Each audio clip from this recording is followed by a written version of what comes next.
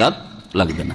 বেদাতি মসজিদে সহযোগিতা করা যাবে কি সামাজিকভাবে বসবাস করার জন্য, সেখানে দেখতে হবে যে বেদাতটা কোন ধরনের বেদাত। যদি দেখা যায় বড় ধরনের বেদাত, বেদাত দুই রকম, একটা হচ্ছে শিরক হচ্ছে, নবী হাজির না যে নবী আলেমুল গায়েব আউলিয়ার কাছে সরাসরি চাইছে, ওই মসজিদ থেকে মাজারের জন্য চাঁদা হচ্ছে, ওরসের জন্য চাঁদা হচ্ছে, মাজারের দিকে যেতে বলছে, আটরসি মাইজভান্ডারি শাহজালাল যেতে বলছে, তাহলে বড় শিরকারী এরা।